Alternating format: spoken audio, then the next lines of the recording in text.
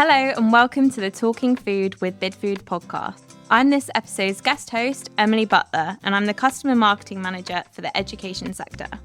For this episode, I'm excited to talk all things LACA. We were honoured to be part of the main event this year. We love nothing more than creating fun, innovative and exciting concepts each and every year. For our 2023 stand, we wanted to not only bring alive one of our 2023 trends, retro love, we also wanted to incorporate food hacks for cost saving, ideas for increasing people engagement, and food waste solutions. To help me talk all things LACA and give a little bit more insight into our vision this year, I'll be joined by two fantastic guests. Firstly, we have Gavin Squires, our Business Development Controller for Education, and our very own award-winning chef, Wright. Both holding many years of experience and have incredible passion for the sector. So without any further delay, let's get talking to our guests. Welcome back. To discuss all things LACA, the main event, I'm really excited to be joined by our two fantastic guests. First of all, Business Development Controller for Education, Gavin Squires. Welcome to the podcast. Thank you, Emily. We're delighted to have you on here, Gavin. I believe this is your first official podcast. It is indeed, yeah. Really looking forward to it. Please, can you share a little bit about your role here at Bidfood and what you do within the education sector? Okay, so my role within Business Development Controller for Education, I manage a team of 10 national account managers, focus on predominantly primary schools, secondary schools, and elements of higher education. So we work very closely with our contracted partners and our contracted customers and ensure that we provide a service to the highest standard and also developing the product ranges and menu development with Wayne as well. Thanks, Gavin. And now for our second guest, welcome Wayne. Thanks, Emily. Great to be here again. For anyone that didn't listen to our previous podcast, can you introduce yourself and tell us a little bit about what you do within the education sector? Yes, I'm food development chef for the education sector. I look after our menu cycles, try and support our customers, clients with products, recipe solutions, menu solutions, and help support them find cost-saving ways to afford affordable food to meet the school food standards and guidelines.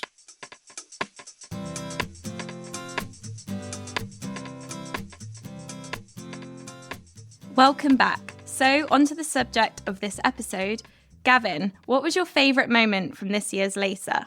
There were so many great moments taken from the LACA main event, and it was fantastic to see so many of our existing customers join the conference, and also a wide variety of number of prospect customers as well, having positive conversations with Bidfood. It was so great to see so many suppliers there presenting new products, bringing new ideas and concepts to the education sector, alongside having direct dialogue with the LACA board, discussing various topics in relation to the sector itself. If I had to pick a favourite moment from the conference, it'd probably be handing over the cheque for over £8,500 to the LACA chair, Brad Pearce, for Brad's nominated charity, Prostate Cancer UK, and where my amazing team participated in 24 hours of sports back in March. And this was a very proud moment and a special moment for myself. And what I'd also like to do is have a very special mention to William White Meats, Wafflemeister and Nestle Professional to support us during that, the success of the charity event also. What would you say was your biggest takeaway from the event? Probably our biggest takeaway from the event would be the school's requirements for looking at product development, inspiration and concepts which fit the nutritional standards, meets the allergen requirements, and also at the correct price points, which we're already working on immensely as a business, which Wayne will talk about later, no doubt. The feedback that I received from the Bidfood Trends presentation during day one of the conference was extremely positive, and customers and suppliers were immediately asking for copies of the presentation, asking how we can support with their business further. So that'll probably be the biggest takeaway I've taken from the event. Great. So Chef Wayne and Adam created an incredible customizable dessert bar. What was your favourite combination? I'll originally start by saying, as a business, we took a risk creating the customized dessert bar, which I felt landed extremely well, and all at the main event with all kinds of combinations people are creating. But personally, I love the waffle base topped with the pineapple and flapjack crumb. So I thought it was a great way to elevate tin fruits, utilise elements of leftovers for a unique twist, and create such a dish that I know what children will love to see and eat. Great choice there. We know you're extremely passionate about universal infant free school meals and supporting calls for an increase of funding. What would be your best piece of advice for school caterers as they continue to navigate in such a turbulent climate? Well, the announcement of the increased funding of universal infant free school meals to £2.53 could not have been more timely, being announced just before the LACA Main Event. However, I must say that this funding, albeit welcomed, is nowhere near enough in order for the future of education catering to survive, especially as the minimum amount of funding really needs to be around the 290 mark, especially look at Scotland at 330 and Wales at 290. So it really needs to be that minimum mark. However, this it's happened. It's the funding will be going live in September, but this does put increased pressure on the fantastic education catering staff who work tirelessly day in and day out on the front line, feeding the future generation of our country. The best piece of advice I would give for school caterers: keep close to LACA, who provide an enormous amount of support to the sector on a day-to-day basis, and work closely with your wholesale and supply partners to continue to provide guidance, ideas and support in relation to both costings, price mitigation, and also product development. That's great advice. What would you like to see more from the government on this matter, and how can we as an industry do more? Okay. I, on behalf of the sector and the industry, want the government to wake up, fully understand the challenges that the sector is currently experiencing. This isn't going to go away. And if funding is not increased, and more importantly, not ring-fenced for school catering, the future of the wonderful sector that we work in is in serious doubt. Funding must be increased and must be ring-fenced for school catering, not to be used for other elements of the school's budget and areas of expenditure within the school. So I urge everybody within the industry to continue to raise the seriousness of the matter to their local MPs, continue to lobby government from a local and national basis, allow LACA to continue to drive the message from the government perspective, continue to raise the level of media coverage in relation to this such a critical subject, which I must say Brad Pearce has done a fantastic job of doing this during the past year as LACA chair. Thank you, Gavin. I completely agree.